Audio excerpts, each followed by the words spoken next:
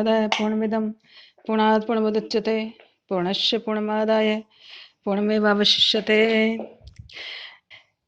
5 महान गृहस्थी।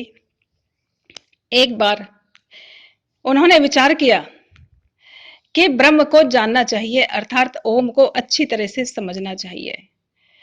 ये मानव जीवन हमें ओम के लिए ही मिला है, क्योंकि हमारा वहीं से निर्गमन हुआ है, हमें वहीं लौट के विश्राम मिलेगा, अन्यथा इसी तरह से भटकते रहेंगे, सुख की आशा में, विषय वासनाओं में डूबे रहेंगे, जहां सुख नाम का लेश भी नहीं है, केवल एक भ्रम मात्र है।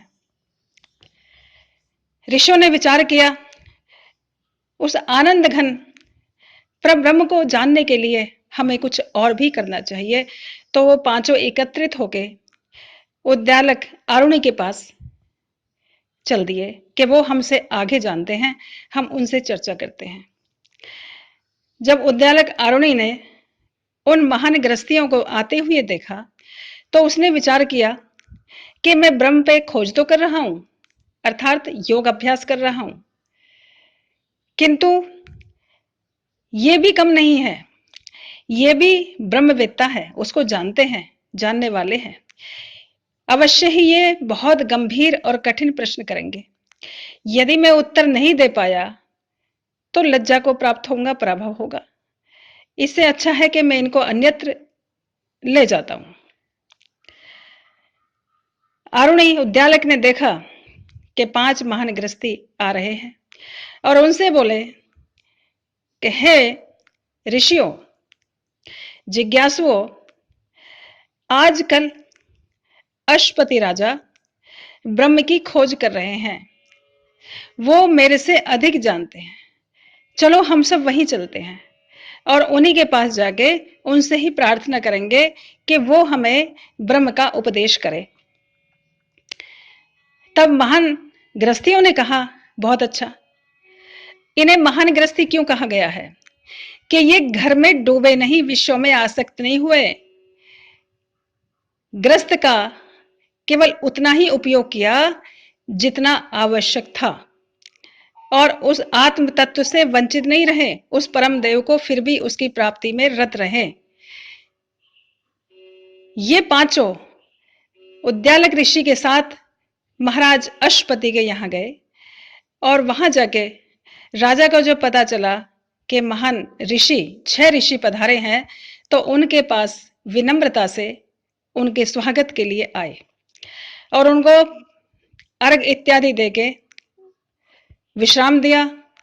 और विश्राम करने के पश्चात अगले दिन उनसे निवेदन किया, मेरे यहां एक महान यज्ञ का आयोजन है, मैं जितनी दक्षिणा अन्य वेद पाटियों को, ब्राह्मणों को दूंगा, उतनी ही आप लोगों को भी दूंगा, आप लोग यहीं रहें। किंतु उन ऋषियों ने कहा कि हे राजन, हम तो आपके शिष्य बनने के लिए आपके पास आए हैं और हमें धन नहीं, हमें तो ब्रह्म ज्ञान की आवश्यकता है। उस जिज्ञासा को लेके हम आपके पास आए हैं। राजा अश्वपति ने कहा, ठीक है, मैं आपको कल बताऊंगा। उस दिन वो लोग वहीं रहे और अगले दिन महाराज अश्वपति के पास 6 जिज्ञासु हाथ में समीधा लेके राजा अश्वपति के साथ उपस्थित हुए।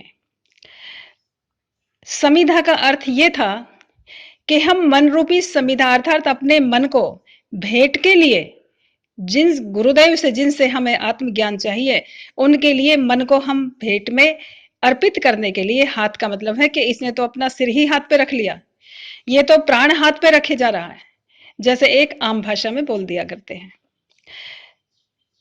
तो मन को लेके जाते थे भेंट में अर्पित करने के लिए, पहले मन उन्हें अर्पित कर दिया करते थे। जैसे गुरुदेव का मन आत्मविज्ञान से जगमगा रहा है, वैसे ही शिष्य का मन भी जगा दिया जाए, जगमगा दिया जाए। जले हुए दीपक के पास जाता है बुझा हुआ दिया, तो उसको भी जला हुआ दीपक जला दिया करता है।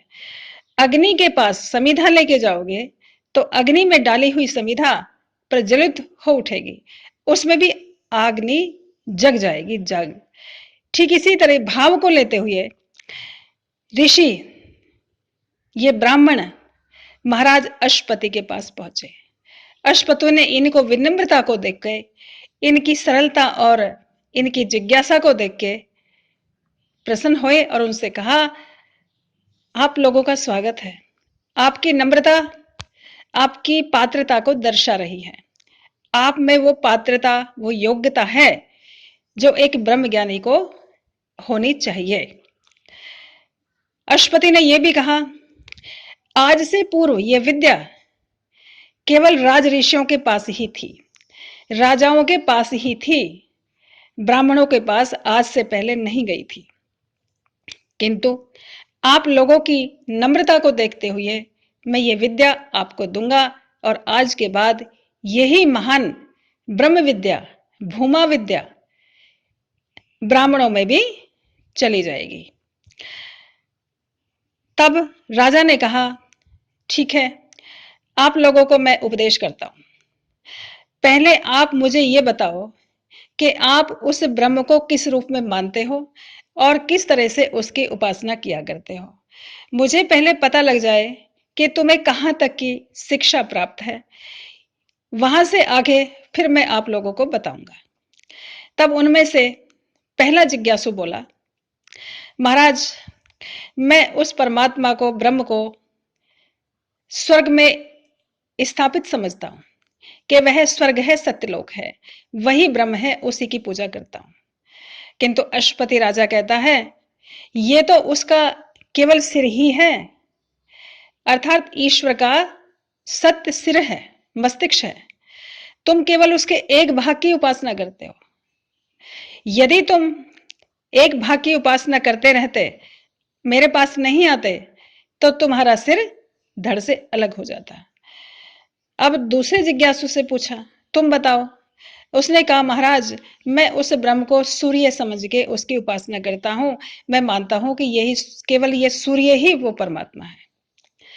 तब राजा अश्वपति ने कहा, हे जिज्ञासु, ये सूर्य तो केवल उसकी आंख है, एक ही भाग है, एक ही पाद है, एक चरण है।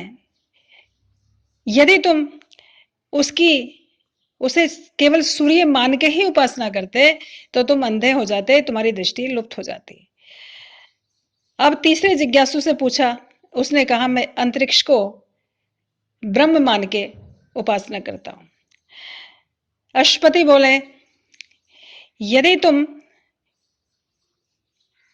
अंतरिक्ष को ही केवल ब्रह्म मान के उपासना करते तो तुम्हारा वक्षस्थल फट जाता, क्योंकि ये अंतरिक्ष तो उसका, ईश्वर का केवल वक्षस्थल है, केवल छाती ही है। तब चौथे से पूछा, उसने कहा, मैं जल को ब्रह्म मान के उसकी उपासना करता हूं। तब महाराज अश्वपति ने कहा कि ये जल तो उसका ऐश्वर्य है, उसका वीर्य है। केवल इतना ही नहीं, एक चरण है, वह ब्रह्म तो बहुत विस्तृत है।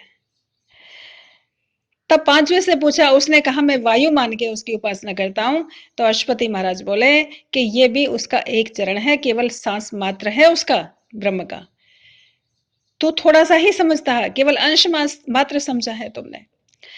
तब ऋषि उद्यालक से कहा कि आप क्या मान के उसकी उपासना करते हैं। तो उद्यालक ऋषि ने कहा कि मैं ये पृथ्वी मान के उसकी उपासना करता हूं, मैं मानता हूं ये पृथ्वी ही ब्रह्म है।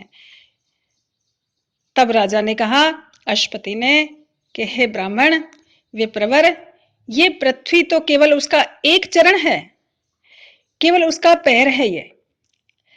यदि तुम ऐसा ही मान के उपासना करते और मेरे पास नहीं आते तो तुम अपंग हो जाते, तुम्हारे पैर लंगड़े हो जाते। वो ब्रह्म इतना ही नहीं है, वो बहुत विस्तृत है। वो समस्त लोक लोकांतरों को आच्छादित किए हुए हैं, सब उसने ढक रखे हैं, सब उसके अधीन हैं, उसके अंदर समाये हुए हैं। अंदर बाहर भीतर ऊपर नीचे आगे पीछे दाएं बाएं केवल वही वही है और दूसरा कोई है ही नहीं। जैसे समुद्र में सर्वत्र पानी ही पानी है,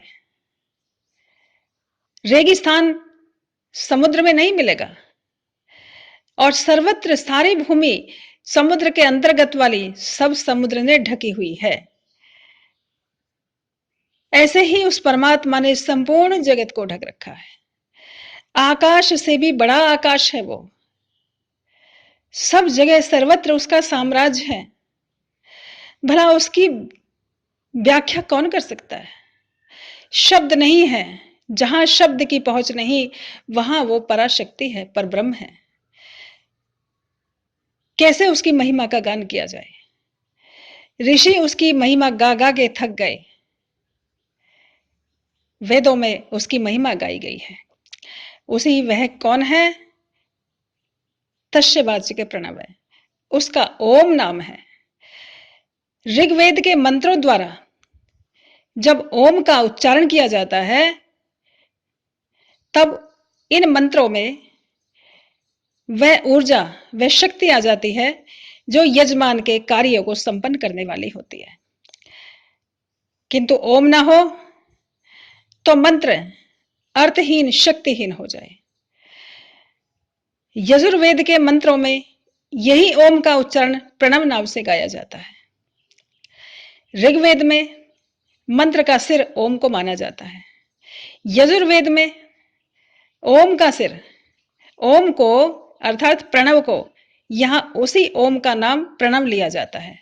इस प्रणव को प्राण माना जाता है। यदि शरीर में सिर ना हो तो शरीर का क्या अस्तित्व है? और यदि प्राण ना हो तो क्या अस्तित्व है? अर्थात ऋग्वेद की महिमा ओम से है, यजुर्वेद की महिमा प्रणव से है। यही ओम जब सामवेद में गाया जाता है तो उद्गीत नाम से गाया जाता है। सामवेद की ऋचाओं से उद्गीत यानी वाणी का यहां स्थान ले लेता है।